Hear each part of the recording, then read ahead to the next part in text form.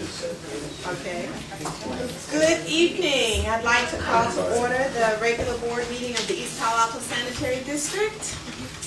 Hello, everybody. Karen, would you do the roll call, please? Excuse me. Director Goro, Present. Director Higgins, Present. Director Savage Johnson, Present. Director Yanez, President. and Director Sykes-Niazi. Present. We may have some communications from the public tonight, is that I correct? think so. Well, these are presentations. Okay. Well, no communications from the public. Thank you very much. Are there any agenda amendments?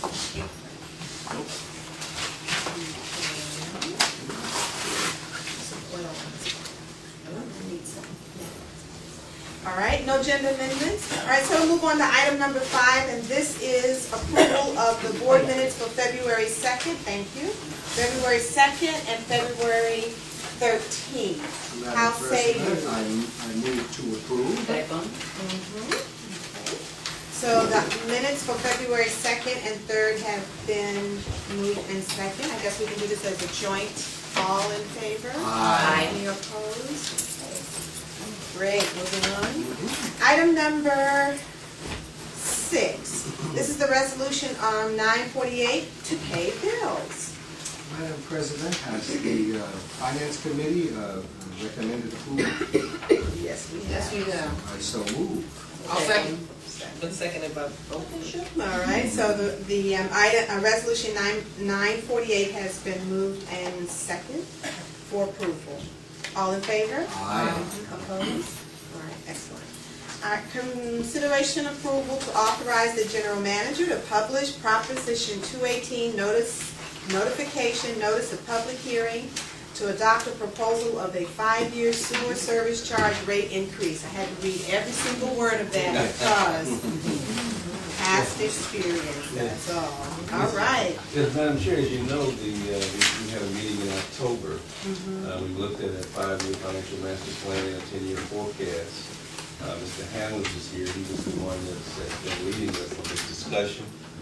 And in order for us to meet the 218 requirements, we need to publish the notice in a timely manner. And so what I wanted to do, you won't be asked to vote on the final budget document until June, but you will need to authorize the publication of the document. Okay. So I wanted to have Mr. Handlers to go over. He's going to do a presentation and to refresh your memory on what we went over in the October meeting. Okay. And obviously, if there's any questions or anything, we'll fill those. All right. Now, the information is in your packet. So we took the information, the updated information, and we placed it in the packet. So each board member should have most of that. Okay. I've got some copies, there might have been some final tweaks here and there, just to make sure you've got the latest and greatest. There's a bunch of tables. How are you? Good to see you. Right, Alex.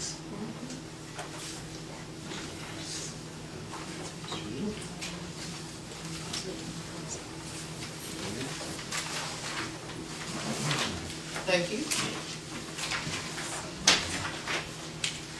Thank you. Some extra too. A few extras.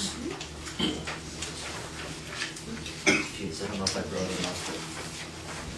Everyone, you want me to Just hold the chair, just Yes. say you over there? Why don't you just go here then? Okay. And you're on camera tonight. So. Oh. I'm sure a lot of people are watching. You'd be surprised. Yeah. Okay, great. Thank you for having me back. And I'm going to kind of give you a quick version. Last time, I think I went through a little more detail for sake of not boring anybody too much. Let me walk through the presentation real quick. And attached also, you have a number of tables that give the detailed numbers if you want to look into the nitty-gritty.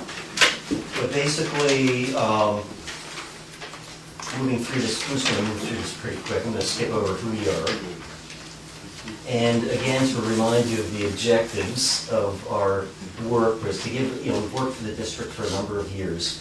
We haven't been back here in a while until last October. but in prior years, really came in to give an independent review of your rates and finances and try to set the district on track to meet its long-term funding objectives. And originally when we were hired, the district's finances were a little bit in the hole. The rates had been cut in half. Unfortunately, it would have been nice if you could have kept them there, but you couldn't. So you had to bring them back up to where they had previously been.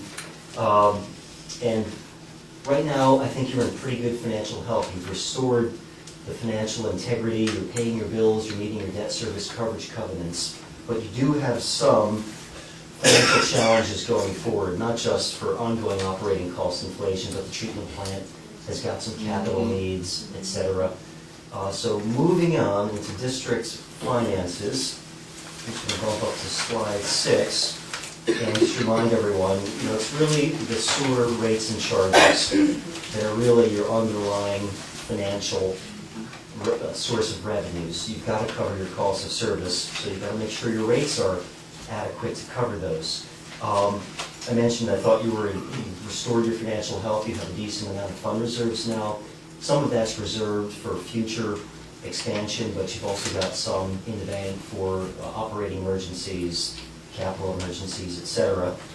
And I'll just move right ahead to the chart on slide 7. It gives you kind of a history of what happened with the rates.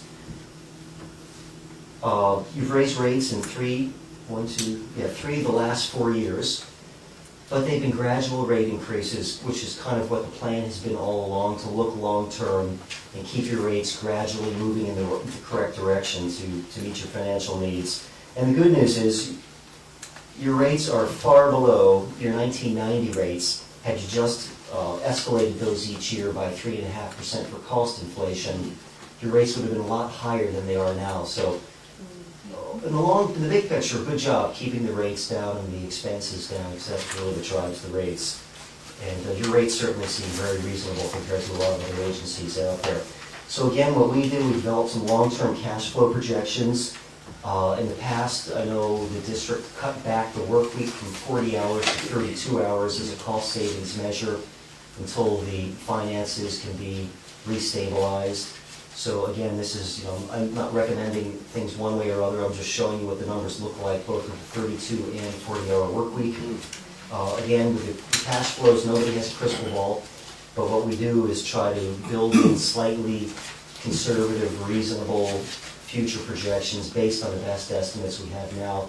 And I talk to the people at the Palo Alto wastewater treatment plant, et cetera, to try to get a sense of what's coming